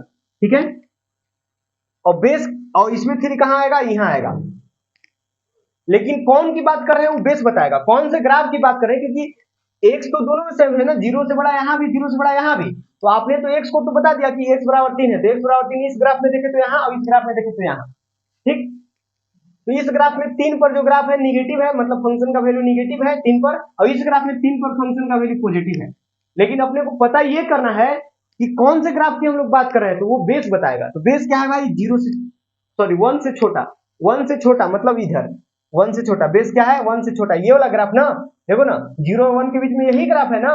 अरे यार a का वैल्यू क्या है 0.5 है, ये क्या है 0.5, तो 0.5 a का वैल्यू यहाँ आएगा, यहाँ तो a का वैल्यू, ये ग्राफ कब है, ये ग्राफ तब है जब a का वैल्यू 1 से बड़ा लिए हो, तो 1 से बड़ा के लिए ये ग्राफ है, a का वैल्यू 1 से छोटा के लिए ये ग्राफ है, 1 से छोटा यहाँ ना 0.5 इधर आएगा ना, a का वैल्यू इसमें ना 0.5 आएगा, समझ में आ रहा है। तो इसका मतलब क्या पता चला कि इस ग्राफ की बात कर रहे हैं, इस ग्राफ की बात कर रहे हैं, तो क्या हो जाएगा, फंक्शन का वैल्यू निगेटिव हो जाएगा। इतना नहीं देखना है तो शॉर्टकट वही याद रखो कि अगर अपोजिट साइड होगा तो निगेटिव होगा, तो इसका आंसर क्या हो जाएगा, निगेटिव। फिर से देखना एक और एग्जांपल, जैसे मैं बोलूं कि 1/2 और यहाँ 3, इसका वैल्यू निगेटिव होगा पॉजिटिव होगा, इसका वैल्यू भी निगेटिव होगा, क्योंकि अगली बार बेस देखो, पहले ग्राफ कंफर्म करो कि कौन से ग्राफ की बात कर रहे हैं। ए का वैल्यू सबसे पहले आप देख लिया करो, पॉजिटिव और निगेटिव चेक करते वक्त सबसे पहले आप ए का वैल्यू देख लिया करो, आपको पता चलेगा कि कौन सा ग्राफ की बात करें, एक ग्राफ आपको फिक्स मिल जाएगा। ठीक है, अच्छा, ए का वैल्यू 3 है जो कि 1 से बड़ा है, 1 से बड़ा है ए का वैल्यू, तो 1 से बड़ा यहाँ है ना, मतलब इस ग्राफ की बात नहीं कर रहे हैं, इस ग्राफ की बात कर रहे हैं। तो अब इस ग्राफ में देख लो कि हाफ पर क्या है एक्स का वैल्यू, तो हाफ कहाँ आएगा इधर कहीं, तो एक्स का वैल्यू निगेटिव, मतलब इसका वैल्यू निगेटिव हो जाएगा। इसमें भी वही देखो, यहाँ क्या है log 3 बेस हाफ, तो सबसे पहले आप बेस देख लो, तो बेस देखोगे हाफ, हाफ मतलब जीरो से सॉरी 1 से छोटा, 0 और 1 के बीच में, 0 और 1 के बीच में a का वैल्यू होना चाहिए। तो ये ग्राफ तो खत्म हो गया, इसकी बात नहीं करेंगे, इसकी बात करेंगे। ठीक, इसमें फिर देख लो कि बेस क्या है, बेस क्या है 3, तो 3 पर क्या है निगेटिव, सॉरी नंबर नंबर 3 है, तो 3 पर क्या है निगेटिव है ग्राफ। ग्राफ अगर एक्स एक्सिस के नीचे है तो निगेटिव, ग्राफ अगर एक्स एक्सिस के ऊपर है तो पॉजिटिव। समझ में आया? तो ये ग्राफ जो है वो 0 और 1 के बीच में पॉजिटिव और 1 से इंफिनिटी के बीच में निगेटिव और 1 पर 0। ये ग्राफ भी 1 पर 0 है और 0 1 के बीच में निगेटिव, 1 और इंफिनिटी के बीच में पॉजिटिव। समझ में आया? ठीक है, तो ये बात आपको समझते आना चाहिए। कुछ एक एग्जांपल और कर लेते हैं। सपोज ये log √3 √2, इसका वैल्यू बताना पॉजिटिव है कि निगेटिव। तो √3 मतलब 1.732 होता है, √3 मतलब 1.732 और √2 का मतलब 1.414 होता है। ठीक, तो सबसे पहले मैंने बताया कि बेस देखो, तो बेस कहाँ है √2 है, मतलब 1 से बड़ा। बेस क्या है 1 से बड़ा, मतलब इस ग्राफ की बात नहीं कर रहे हैं, इस ग्राफ की बात कर रहे हैं। तो अब देख लो क्या, अब देख लो ये नंबर, तो नंबर क्या है 1 से बड़ा, 1 से बड़ा 1.732 इधर कहीं होगा, तो 1 पर क्या है ग्राफ में पॉजिटिव है, मतलब इसका वैल्यू पॉजिटिव होगा। और वैसे भी आपको पता है यहाँ से कि अगर नंबर और बेस दोनों अगर सेम साइड ऑफ यूनिटी है तो उसका आंसर पॉजिटिव मिलेगा। तो देखो ये भी 1 से बड़ा, ये भी 1 से बड़ा, मतलब 1 के दोनों राइट साइड है। ठीक है, ये नंबर भी 1 से बड़ा और बेस भी 1 से बड़ा, मतलब 1 से राइट साइड दोनों है, मतलब सेम साइड है, इसका मतलब कि इसका वैल्यू पॉजिटिव होगा। ठीक है, उसी तरह अगर मैं बोलूं कि log सपोज यहाँ √3 रह गया और यहाँ 1/3 हो गया। ठीक, इसका वैल्यू क्या होगा भाई, इसका वैल्यू निगेटिव होगा, क्योंकि नंबर क्या है 1 से बड़ा, मतलब 1 के राइट साइड, और ये बेस क्या है 0 से सॉरी 1 से छोटा, मतलब 0.9 समथिंग आएगा ना, 0.33 आता है ना, 0.3। तो ये क्या है 1/3 जो है 1 से छोटा है। ठीक है, 1 से छोटा है और ये 1 से बड़ा है, मतलब दोनों अपोजिट साइड आ गए, और अपोजिट साइड आ गए तो इसका आंसर क्या होगा निगेटिव हो जाएगा। आप ग्राफ से देख सकते हो, सबसे पहले किसको देखना है बेस को, बेस को देखना है, तो 1/3 क्या है 0 और 1 के बीच में, तो इसका ग्राफ, इस ग्राफ की बात तो नहीं करेंगे। अगर बेस 0 से 1 के बीच में है तो इस ग्राफ की बात करेंगे ना, बेस 0 से 1 के बीच। अब देख लो क्या √3 पर क्या है ग्राफ, √3 मतलब 1 से बड़ा 1.7, तो यहाँ मतलब ग्राफ क्या है निगेटिव, तो निगेटिव होना भी चाहिए। अरे समझ में आया? इस बात को आप लिख लीजिए। कौन है यार, देखो छुट्टी चल रहा है। चलिए, तो ये हम इरेज करते हैं, बहुत ज्यादा गंदा हो गया ये सब चीज।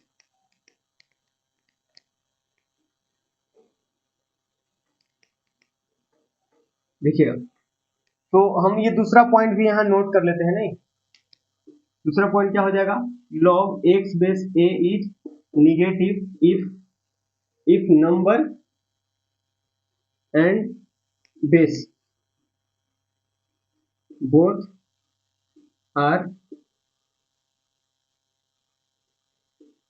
ऑन, यहाँ लगा लीजिए, both are on the opposite opposite side of unity.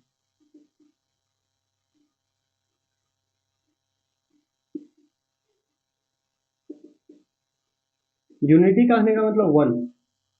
ठीक, समझ में आया? कुछ एक एग्जांपल लिख लीजिए, जैसे log 3 बेस 2 लिखा हुआ है, तो इसका वैल्यू पॉजिटिव होगा, क्योंकि यहाँ नंबर भी 1 से बड़ा है और बेस भी 1 से बड़ा है, मतलब सेम साइड है। ठीक है, तो ये क्या हो गया पॉजिटिव। अगर यही मैं 1/2 1/3 कर दूं तो इसका भी वैल्यू पॉजिटिव होगा, क्योंकि ये भी 0 और 1 के बीच में है और ये भी 0 और 1 के बीच में है, तो ये दोनों पॉजिटिव होगा।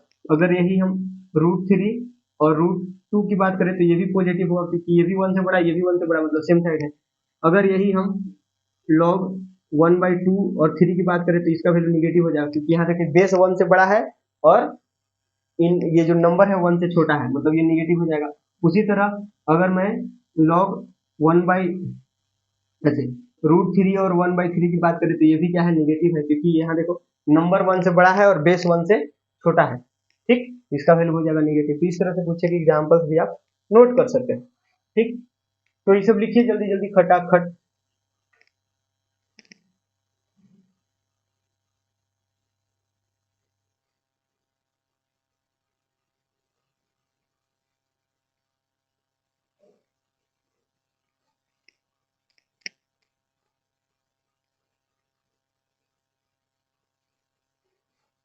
हाँ, तो इरेज करते हैं। आई होप आप लोगों ने लिख लिया होगा।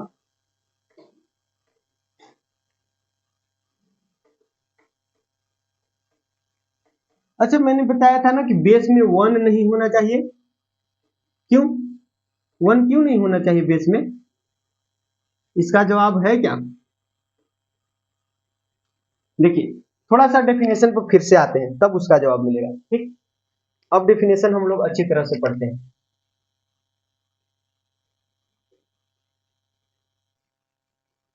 डेफिनेशन, ठीक है। डेफिनेशन क्या था भाई? डेफिनेशन ये था कि अगर आपको ऐसे लिखा हुआ है log x बेस a बराबर n, ठीक, तो आप इसको लिख सकते हो a के पावर n बराबर x, मतलब a को n, a के पावर में n डाल दीजिए, उसका आंसर x आ जाएगा। यही था ना डेफिनेशन। अब इसका डेफिनेशन को थोड़ा सा हम लोग वर्ड में बोलते हैं, ठीक, लैंग्वेज में बोलते हैं। इसका मतलब क्या हुआ? देखो, जैसे मैं पूछूं कि log x बेस a का वैल्यू n है, इसका मतलब क्या? इसका मतलब ये कि a के पावर n करोगे ना तो x आ जाएगा। यही डेफिनेशन है, ठीक है। डेफिनेशन क्या है कि a के पावर n करोगे तो x आ जाएगा। a के पावर n करोगे तो x आ जाएगा। अब इसको थोड़ा सा मिटाते हैं। अब मैं पूछूंगा कि log x बेस a का वैल्यू क्या होगा? लीजिए, पहले से वैल्यू दिया था और अब वैल्यू पूछ रहा हूं, समझ में आ रहा है? पहले से वैल्यू दिया था, अब मैं वैल्यू आपसे पूछ रहा हूं। अगर वैल्यू n दिया था तो हम क्या कह रहे थे कि a के पावर n करोगे तो x आ जाएगा। अब मैं पूछ रहा हूं आपको से log x बेस a का वैल्यू क्या होगा, तो आप क्या बोलोगे? मान लेते हैं कि इसका वैल्यू कुछ है, कुछ होगा k, तो इसका मतलब क्या कि अगर a के पावर k करेंगे तो x आ जाएगा, ठीक है। a के पावर k करेंगे तो x आ जाएगा, मतलब a के पावर कितना करे कि x आ जाए। इसका मतलब क्या हुआ? मैं पूछूं कि log x बेस a का वैल्यू क्या होगा, मैं क्या पूछूं कि log x बेस a का वैल्यू क्या हो जाएगा, तो आप क्या बोलोगे कि log x बेस a का वैल्यू क्या होगा? तो a के पावर जितना करोगे, जितना करने पर x आ जाए वही इसका वैल्यू होगा। फिर से सुनिए, मैं क्या बोल रहा हूं कि log x बेस a का वैल्यू क्या होगा, तो आप क्या बोलोगे कि log x बेस a का वैल्यू क्या वही होगा जो a के पावर n करने पर x देता है। इसका वैल्यू क्या होगा? वो होगा जो a के पावर x करने पर x देता है। a के पावर जितना करने पर x मिलेगा ना, वही इसका वैल्यू होगा। a के पावर कितना करे कि x मिले, वही इसका वैल्यू होगा। a के पावर कितना करे कि x मिलेगा, ठीक। जैसे मैं पूछूं अगर log 100 बेस 10, तो इसका आंसर क्या होगा? तो आप क्या बोलोगे? 10 के पावर कितना करे कि 100 आ जाए, तो 10 के पावर 2 कर दो। क्या नहीं समझ में आया? अगर मैं पूछूं कि log 3√3, ठीक है, इसका आंसर क्या होगा? तो इसका आंसर √3 के पावर कितना करेगी 3 आ जाए, यही ना है यार। यहाँ अगर n मैंने लिया था तो यहाँ n हो जाएगा। तो यहाँ क्या है? log x बेस a का वैल्यू n है। इसका मतलब क्या हुआ? इसका मतलब हुआ कि अगर a के पावर n करोगे ना तो x मिल जाएगा। वही हम सोच रहे हैं कि √3 का पावर कितना करेगी 3 मिल जाएगा। जैसे a के पावर कितना करे कि x मिलेगा, तो n। देखो, इसको ध्यान से पढ़ना, इसका वैल्यू क्या होगा? इसका वैल्यू मतलब n क्या है, कैसे आ रहा है? वैसे आ रहा है कि अगर a के पावर n कर रहे हो ना तो x के बराबर वैल्यू मिल जा रहा है। तो मैं पूछूं कि a के पावर कितना करे कि x आएगा, तो a के पावर n करो तो x आ जाएगा, ठीक है। तो वही log का वैल्यू होता है। कितना पावर करे, पावर क्या होगा, वो पावर निकालना है। तो √3 के कितना पावर करे कि 3 आ जाएगा, तो √3 के पावर 2 कर दो, 3 आ जाएगा। अगर मैं उसी तरह पूछूं log 1/8 और 1/2, इसका वैल्यू क्या होगा? तो 1/2 के पावर कितना करेगी 1/8 आएगा, तो 1/2 के पावर 3 कर दीजिए, 1/8 आ जाएगा। समझ में आया? इस तरह से log होता है डिफाइन। a के पावर कितना करे कि a के पावर कितना करे कि x आ जाए, a के पावर कितना करे कि x आ जाए, वो जो पावर होगा ना वही log का आंसर होता है। आपको यहाँ दिख भी रहा है a के पावर कितना करे कि x आ जाए, a के पावर कितना करे कि x आ जाए, तो n करो तो x आ जाएगा, तो इसका आंसर n हो जाएगा। तो वैसे मैंने यहाँ n मान लिए है, लेकिन समझ में आ गया ना ये चीज? समझ में आया? अब ये मैंने क्यों बताया, क्योंकि यहां से ही आपको पता चलेगा कि बेस हम लोग 1 क्यों नहीं ले रहे थे। बेस हम लोग 1 क्यों नहीं ले रहे थे, तो आप देख लो। अगर मान लो कि बेस 1 लिख दिया, बेस 1 लिख दिया और यहाँ कुछ 5 है, तो इसका वैल्यू मैं अब पूछूंगा। इसका वैल्यू आप क्या बोलोगे कि 1 के पावर कितना करेगी 5, आएगा। समझ में आया ना? अभी जो क्वेश्चन किए समझ में आया ना? उसी तरह इसको भी, इसका वैल्यू मैं पूछ रहा हूँ, तो इसका वैल्यू आप क्या बोलोगे? 1 के पावर कितना करेगी 5 आए, तो 1 के पावर कितना करोगे कि 5 आएगा? कुछ हो ही नहीं सकता। क्या आंसर निकाल के दोगे? नहीं दे सकते ना। समझ में आ रहा है? 1 के पावर कितना करे कि 5 आ जाए, संभव नहीं है। 1 के पावर कितना भी कर लो 5 आए नहीं करेगा कभी। 1 के पावर कितना भी कर लो वो 1 ही आता है। समझ में आया?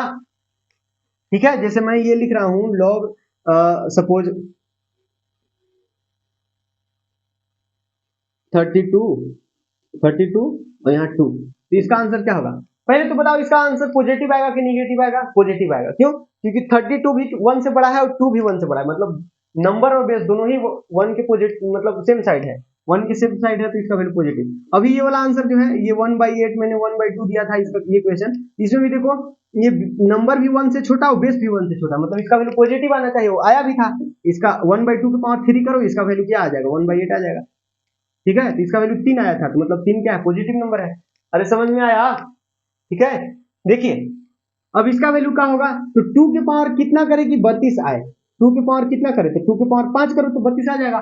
ये तो एक मतलब शॉर्टकट तरीका है बनाने का, और नहीं तो लॉन्ग कट अगर देखना है तो आप मान लो कि लेट इतना का वैल्यू x है, x है, n है, कुछ भी आप मान सकते हो।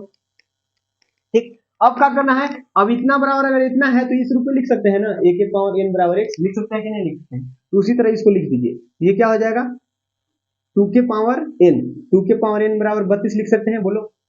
अरे यार अगर ऐसा दिया है तो ऐसा लिख सकते हैं, तो वही किया, 2 के पावर n बराबर 32, जैसे ये a के पावर n बराबर x, तो यहाँ से क्या आ रहा है?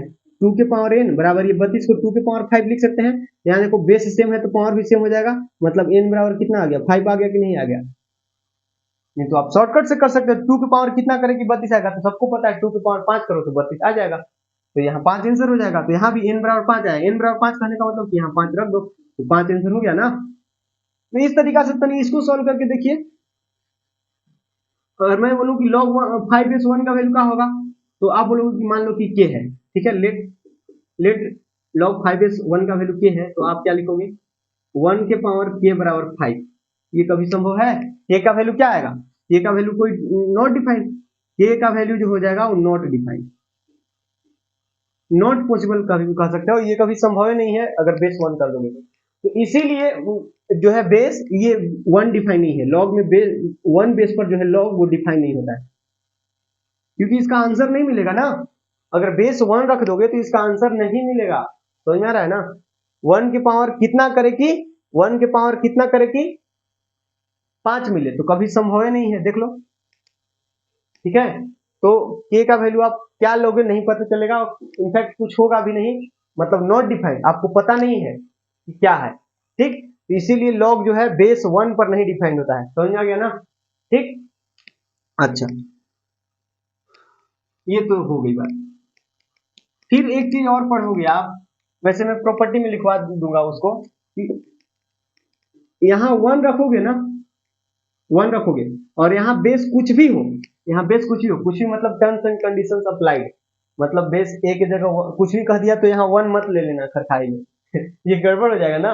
अरे यार अब हर बार मैं ए के लिए रिस्ट्रिक्शन नहीं लिखूंगा ना कि ए का वैल्यू 0 से बड़ा होना चाहिए, नॉट इक्वल टू 1 होना चाहिए। मैं एक बार बता दिया, आप समझ लो और ध्यान रखो, ए अगर मैंने बेस में लिखा है तो उस पर कंडीशन अप्लाइड है ऑलरेडी, मैं बार बार नहीं लिखने वाला हूँ। समझ में आया ना? तो इसका वैल्यू जो है क्या होगा, तो आप खुद सोचो, log 1 बेस ए का वैल्यू क्या होगा? इस ए के पावर कितना करने पर 1 आएगा, ए के पावर कितना करोगे कि 1 आएगा, वही इसका आंसर होगा। ए के पावर 0 कर दो। अब आप बोलोगे कि 1 की अगर हम यहाँ 1 लेंगे, 1 की पावर 1 करेंगे तो 1 नहीं आ जाएगा? आ जाएगा, लेकिन 1 मैंने बताया ना कि नहीं बेस में हो सकता है, बेस में 1 नहीं हो सकता है, तो बेस में 1 लेना नहीं है, तो बेस में 1 ले नहीं सकते हो, और बेस की जगह अगर 3 रखोगे तो मैं बोलूंगा कि log 1 बेस 3 का वैल्यू क्या होगा, तो आप क्या बोलोगे? 3 के पावर कितना करेंगे कि 1 आएगा, तो 3 के पावर 0 कर दो, 1 आ जाएगा। आपको पता है ना कुछों के पावर 0 करने पर क्या आता है? 1 आता है। ठीक है, लिमिट पढ़े हो तो अनडिटर्मिनेंट फॉर्म का बात मत कर देना, इन्फिनिटी के पावर 0 तो ये नॉट डिफाइंड होता है, अनडिटर्मिनेंट फॉर्म होता है, तो अब ज्यादा तेज नहीं बनना है। ठीक है, वो सब अनडिटर्मिनेंट फॉर्म की मैं बात नहीं कर रहा हूँ। बाकी कोई सा भी नंबर अगर फाइनाइट नंबर ले लो, ठीक है, तो उसका पावर 0 जो करोगे तो वो क्या आता है 1 ही होता है, ठीक है। तो मैं बोलूं कि 3 की पावर कितना करोगे या फिर a की पावर कितना करोगे कि 1 आएगा, तो 0 करोगे, इसीलिए log 1 बेस 0 का वैल्यू, log 1 बेस a का वैल्यू क्या होता है 0 होता है। आप प्रूव कर सकते हो, मान लो कि इसका वैल्यू n है, लेट कर लिया कि इसका वैल्यू n आएगा, तो आप क्या लिखोगे a के पावर n बराबर 1, इसका मतलब कि a के पावर n बराबर a के पावर 0, यहाँ से आया क्या n बराबर 0 आया कि नहीं आया, अरे यार a के पावर 0 लिख सकते हैं 1 की जगह, लिख दिया, यहाँ से n का वैल्यू क्या आया 0 आया, मतलब यहाँ 0 चिपका दो। तो log 1 का वैल्यू चाहे बेस कुछ भी हो, कुछ भी मतलब फिर से टर्म्स एंड कंडीशन अप्लाइड, ए पर कंडीशन जो होता है वो अप्लाइड रहेगा, तो log 1 का वैल्यू जो होता है वो 0 होता है हमेशा। अच्छा एक चीज और, log a बेस a लिखोगे ना तो इसका आंसर 1 आ जाएगा, log a बेस a लिखोगे तो इसका आंसर 1 आ जाएगा। अभी का है तो ये भी काफी ऑब्वियस है, आप खुद सोचो इसका आंसर क्या होगा, तो a की पावर कितना करेंगे कि a आएगा तो 1, समझ में आया। इससे मैं पूछूं कि log 3 बेस 3 का क्या होगा आंसर, 1 होगा, क्योंकि 3 की पावर कितना करेंगे कि 3 आएगा, तो 1 करोगे, ऑब्वियस सी बात है। तो log a बेस a 1 का होता है, समझ में आ गया ना, ठीक है। तो खैर ये सब मैं प्रॉपर्टी में आपको लिखवा दे रहा हूँ, डोंट वरी। लेकिन क्यों होता है इसकी जो है चर्चा हमने करनी थी सो कर ली, ठीक है। आइए डेफिनेशन में देख रहे हो ना कितना मतलब दम है, डेफिनेशन में कितना दम है आपको पता पड़ा, ठीक है, तो ध्यान रखना। अब देखिए प्रॉपर्टीज,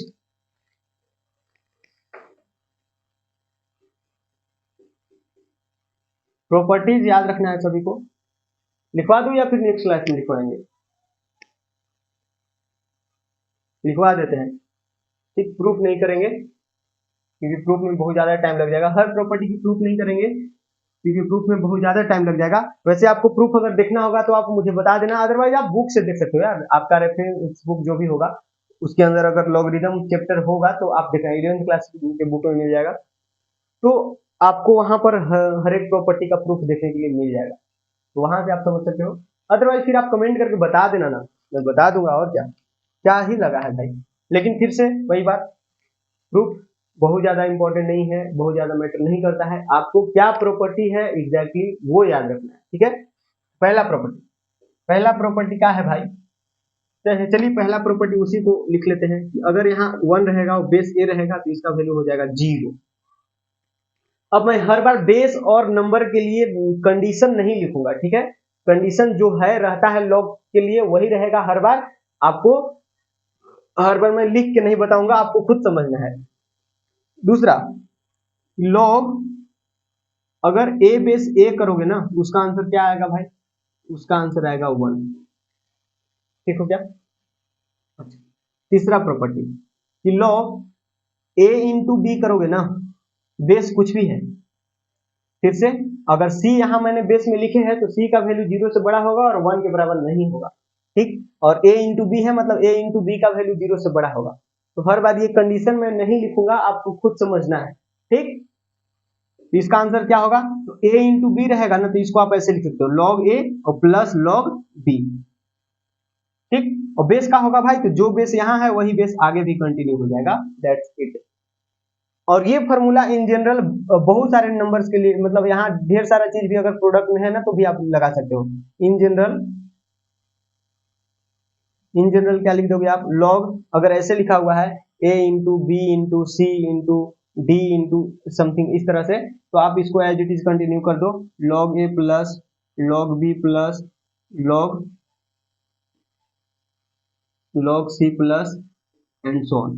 समझ में आ रहा है कि नहीं आ रहा है बताइए। तो ये अगर यहाँ 2 से ज्यादा भी नंबर्स अगर मल्टीप्लाइड रहेंगे या कोई फंक्शन ना, तो हम ये काम कर सकते हैं, कोई दिक्कत वाली बात नहीं है, बेस जो भी रहेगा उसको यहाँ पर कंटिन्यू कर देंगे। समझ में आ गया कि नहीं आ गया, ठीक है।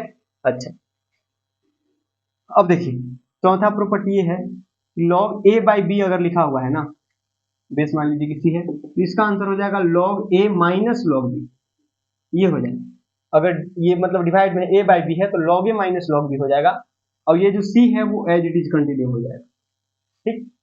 तो अगर इतना बराबर इतना लिखे हैं तो कई बार आपको जरूरत पड़ेगा कि इतना बराबर इतना लिखना पड़ जाए, तो लिख सकते हो, ठीक है, समझ में आया ना। अच्छा ये हो गया। अब थोड़ा ये तीसरा और चौथा को मिला करके पांचवा प्रॉपर्टी बना देते हैं।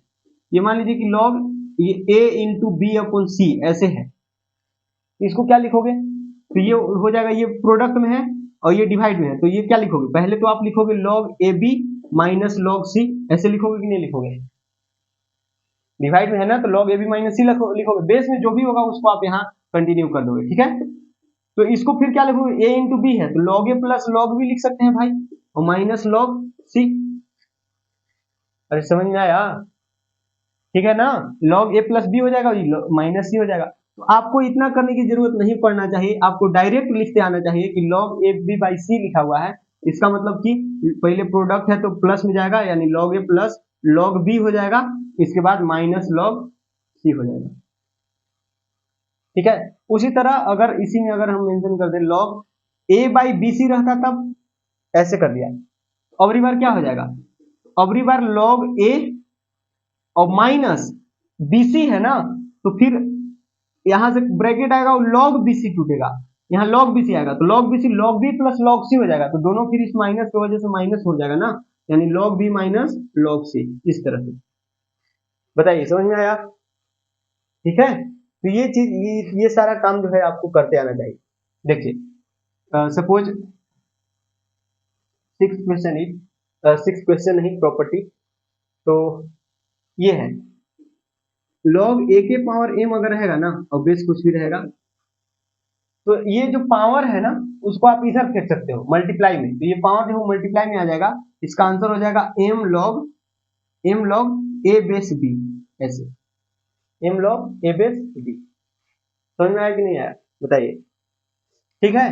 तो यहाँ अगर एक चीज और देख लो कि अगर log a के पावर m और यहाँ बेस में a है, तो इसका आंसर क्या हो जाएगा, इसका आंसर हो जाएगा m, काहे m होगा भाई, m गुना में आएगा, m गुना में आएगा और यहाँ बचेगा log a बेस a, मतलब m और a बेस a मैंने क्या बताया है, 1 m इंटू 1 क्या होगा, m ही तो होगा, ठीक है। तो यहाँ और यहाँ सेम है, पावर m है तो ये गुना में आएगा और ये 1 हो जाएगा, तो ये चीज आपको आना चाहिए, ठीक है। मतलब इसी का एक स्पेशल केस है जब ये नंबर और बेस दोनों सेम हो गए, ठीक है, और नंबर के पावर में जो है वो मल्टीप्लाई में आ गया, तो वही हमारा आंसर बन जाएगा, ठीक हो गया कि नहीं हो गया, ठीक। तो ये प्रॉपर्टी जल्दी छापिए खटाखट। देखिए मैं इरेज करके आगे लिखता हूं, आपको छापना है तो वीडियो पॉज करके आप लिख सकते हैं। अच्छा, अब नेक्स्ट प्रॉपर्टी इसी का एक समझ लीजिए बड़ा भाई, log अगर a के पावर m है और b के पावर n है, मतलब अपनी बार बेस के भी पावर में कुछ ना कुछ आ गया, तो आप क्या लिखोगे, वैसे ये ऊपर वाला ऊपर आएगा और नीचे वाला नीचे आ जाएगा, ठीक है, और log a base b as it is रहेगा। समझ में आया ना, ये पावर जो है इधर आया मल्टीप्लाई में और ये इधर डिवाइड में, बेस के पावर डिवाइड में चल जाता है और नंबर के पावर मल्टीप्लाई में आ जाता है, नंबर के पावर मल्टीप्लाई में आ गया और बेस के पावर डिवाइड में चल गया, तो m बाई n हो गया और log a base b as it is. समझ में आया कि नहीं आया, ठीक है। तो ये और ये दोनों प्रॉपर्टी को साथ में याद रखना, ठीक है। अच्छा, तो अब जो है आठवां प्रॉपर्टी वो क्या है, आठवां प्रॉपर्टी हम लिख लेते हैं base change formula, log a base b है ना, तो आप इसको जैसे बेस इसका क्या है भाई, इसका बेस है b, आप चाहते हो कि हम बेस कुछ और रखें, ठीक है, बेस कुछ और रखें, तो आप अपने हिसाब से बेस लिख सकते हो, लेकिन हाँ टर्म्स एंड कंडीशन अप्लाइड, ठीक है। टर्म्स एंड कंडीशन अप्लाइड मतलब कि कंडीशन को फेल करके कुछ निगेटिव में बेस मत रखने लग जाना, या फिर 1 को बेस के रूप में मत रखने लग जाना, ठीक है। मतलब टर्म्स एंड कंडीशन के साथ आप अगर अपने अनुसार बेस रखना चाहते हो तो आप क्या लिखोगे, log a, ये ऊपर वाला ऊपर लिख दो और नीचे वाला नीचे लिख दो, log b, ठीक है। बेस अपने अनुसार आपको मन है e रखने का, c रखने का, तो c रख लीजिए, ठीक है। ये होता है, इसको हम लोग क्या बुलाते हैं, इसको हम लोग बोलते हैं base change property, base change property, ठीक है। इसको बेस चेंज प्रॉपर्टी बुलाते हैं हम लोग, क्योंकि यहाँ पर बेस चेंज हो रहा है ना, पहले से बेस भी था, बाकी सारे प्रॉपर्टी में देखो बेस जो था वही है, यहाँ देखो बाकी पीछे जो जितना प्रॉपर्टी मैंने लिखवाया वहां जो बेस था सी है, अगर बेस तो हर जगह सी, यहाँ भी बेस जो भी होगा वही आगे रहेगा, यहाँ बेस भी है तो यहाँ भी बेस भी है, समझ में आ रहा है ना, तो जो बेस पहले था वही है, लेकिन इसमें देखना इस प्रॉपर्टी में बेस चेंज हो गया, बेस पहले से बी था अब सी हो गया, ठीक है। तो कई बार आपको क्वेश्चन जब करोगे लॉगरिदम का, तो आपको क्वेश्चन में बेस चेंज करने की जरूरत पड़ेगी, तो आप ये प्रॉपर्टी लगा सकते हैं। ठीक है, जैसे आप डिफरेंशिएशन का ही करते हो या इंटीग्रेशन का क्वेश्चन करते हो, तो आपको बेस चेंज करने की जरूरत पड़ता है। जैसे लॉग आपको दे दिया जाए सपोज क्वेश्चन, ये डिफरेंशिएशन करने के लिए लॉग एक्स बेस 5 का डिफरेंशिएशन क्या होगा, तो आप तो ये फॉर्मूला पढ़े नहीं हो, आप तो पढ़े हो log x base log x base e का, इसका डिफरेंशिएशन पढ़े हो ना कि 1/x होता है, इसका डिफरेंशिएशन 1/x होता है। ठीक, ये तो पढ़े हो, लेकिन ये बात नहीं पढ़े हो कि ये अगर बेस 5 हो जाएगा तो क्या करेंगे, तो यहाँ फिर आपको क्या लगाना पड़ेगा, base change formula D D x, और ऊपर लिखना पड़ेगा लॉग एक्स और नीचे लिखना पड़ेगा लॉग 5। ऐसे कर दिया। बेस क्या चाहिए, बेस ई चाहिए अपने को, बेस क्या जरूरी है, ई चाहिए, ई जरूरी है, क्योंकि ई पर हमको फॉर्मूला पता है ना, हम क्या दे देंगे, बेस ई दे देंगे, बेस क्या दे देंगे, ई दे देंगे। देखो बेस चेंज हो गया, और बेस चेंज करने से फायदा ये हुआ कि log 5 बेस ई जो है वो कांस्टेंट है, ध्यान दो, log 5 बेस ई क्या है, कांस्टेंट है, तो कांस्टेंट है तो उसको डिफरेंशिएशन से बाहर कर सकते हैं, ये 1/log 5 बेस ई हो गया। अब इसका आंसर क्या है, ये इसका आंसर क्या है, इसका डिफरेंशिएशन 1/x हो जाएगा, तो ये हमारा फाइनल आंसर हो जाएगा डेरिवेटिव का। तो यहाँ मैंने बेस चेंज प्रॉपर्टी लगाया, ठीक है, तो जरूरत पड़ता है बेस चेंज प्रॉपर्टी की, समझ में आया कि नहीं आया। ठीक है, लॉग ए बेस बी है तो आपको इस तरह से बेस चेंज करने का फॉर्मूला पता होना चाहिए। अब इसी का एक स्पेशल केस होता है, इसी का एक स्पेशल केस होता है, स्पेशल केस। स्पेशल केस ये है कि अगर बेस मैंने ए ले लिया, बेस क्या ले लिया भाई, ए ले लिया, तब क्या होगा, मतलब जो यहाँ है ना इसी के बराबर बेस ले लिया, तो आप करके देखो log ए बेस बी है, ठीक, तो आप लिखो क्या, log A by log B, ऐसे लिखा, log A by log B लिख दिया। अब मैं बेस को ए के बराबर ले लिया, बेस को क्या इसी के बराबर ए के बराबर ले लिया, तो अब log ए बेस ए तो ऊपर 1 हो गया, और 1 हो गया, और नीचे क्या बच गया, नीचे बच गया log बी बेस ए बच गया। तो आप इसको एक फार्मूला के रूप में देखना जरा, ए बेस बी है, ये क्या बन गया, 1 बाई, ये बन गया 1 बाई log बी बेस ए के बराबर बन गया कि नहीं बन गया, क्योंकि ऊपर तो 1 हो गया है। तो आप ध्यान दो, ये भी आपको प्रॉपर्टी के रूप में पढ़ाया जाता है, ठीक है, लेकिन ये और ये तो दोनों सेम ही है, मतलब इसी का एक स्पेशल केस कह सकते हो। यहाँ क्या दिख रहा है, यहाँ दिख रहा है कि log ए बेस बी है ना, तो आप इसको 1 बाई, इसको उलट दे सकते हो, मतलब बेस को नंबर बना दो, नंबर को बेस बना दो। देखो ध्यान से, कुछ ऐसा ही नहीं लग रहा है, बी को यहाँ रख दिया और ए को यहाँ रख दिया, लेकिन 1 बाई कर दिया, ठीक है।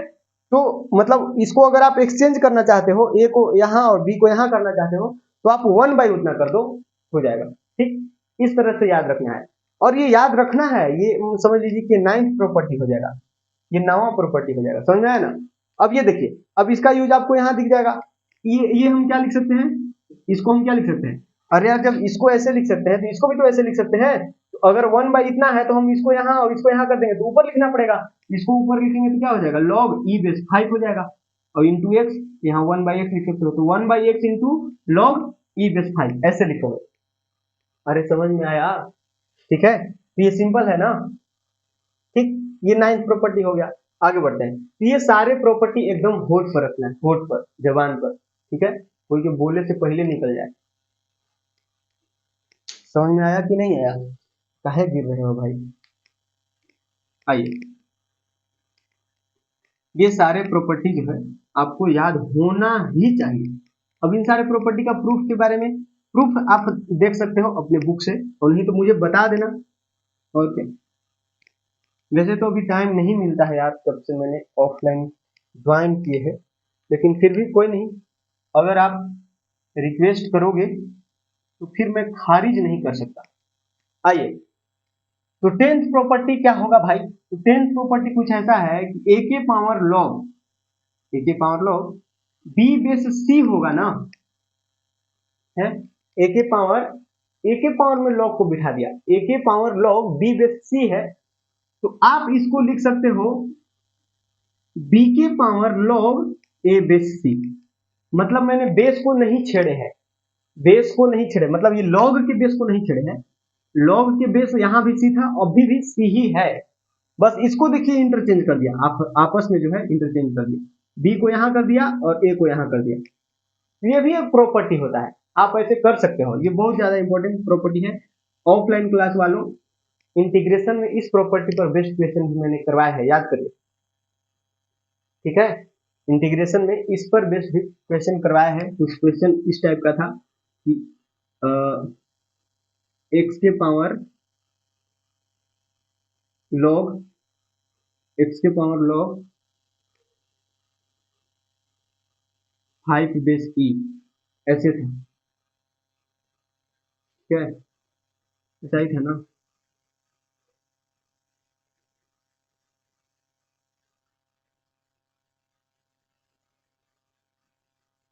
शायद ऐसा ही क्वेश्चन था। तो खैर इसको भी बना सकते हो। ये क्या है, एक्स के पावर एन टाइप का है ना, एक्स के पावर एन टाइप का कुछ ऐसा ही क्वेश्चन था। एग्जैक्टली तो मुझे याद नहीं है, ठीक ना। तो कुछ ऐसा ही क्वेश्चन था। वैसे इसको एक्स के पावर एन वाला फॉर्मूला से भी कर सकते हो, लेकिन इसको ऐसे भी कर सकते हो ना, ये dx है तो इसको आप ये फॉर्मूला लगा लो, ये 5 के पावर कौन हो जाएगा, 5 के पावर एक्स बेस ई हो जाएगा, ठीक। तो ए के पावर एक्स वाला फिर फॉर्मूला लगाना पड़ेगा। नहीं नहीं, याद आया याद आया याद आया, ऐसे नहीं था, क्योंकि ए के पावर एक्स करोगे फिर ये गड़बड़ हो जाएगा ना, ये गड़बड़ हो जाएगा, फिर ये नॉट इंटीग्रेबल हो जाएगा। तो इसको ऐसे ही करना पड़ेगा। इसका इंटीग्रेशन क्या हो जाएगा, इसका इंटीग्रेशन हो जाएगा लॉग एक्स के power 5 base e plus 1 upon log 5 base e plus 1 plus e, इसका इंटीग्रेशन तो यही होगा। लेकिन क्वेश्चन कुछ ऐसा था उस वक्त, क्वेश्चन एक्स के पावर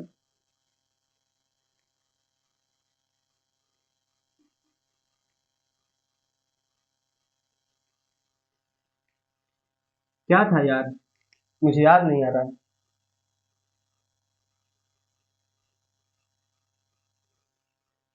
खैर जो भी हो आप देख लेना, हमको एग्जैक्टली याद नहीं आ रहा है वो क्वेश्चन, ठीक है। बहरहाल आगे बढ़ते हैं। ये 10th प्रॉपर्टी हो गया नहीं, इसके बाद 11th प्रॉपर्टी।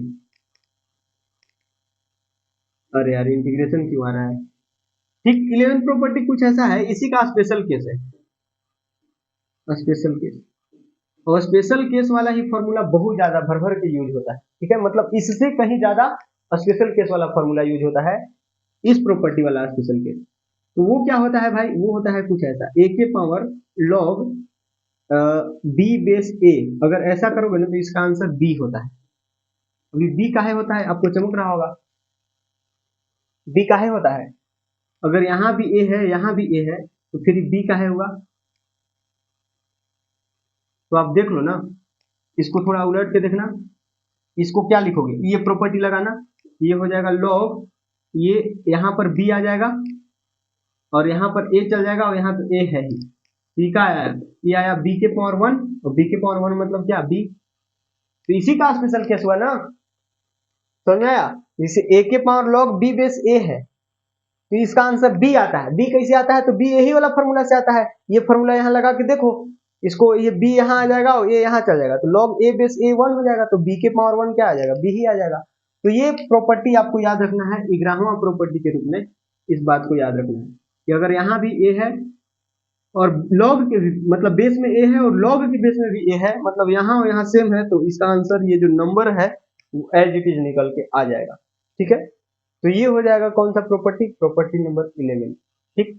समझ में आया कि नहीं आया, और कोई प्रॉपर्टी छूट रहा है क्या, आई थिंक नहीं, इसके बाद कोई प्रॉपर्टी तो नहीं है, ठीक। तो प्रॉपर्टी इतना ही है, समझ में आया। तो याद रखिएगा सब कुछ, हर एक प्रॉपर्टी को याद रखना है, बहुत इंपॉर्टेंट है, ठीक।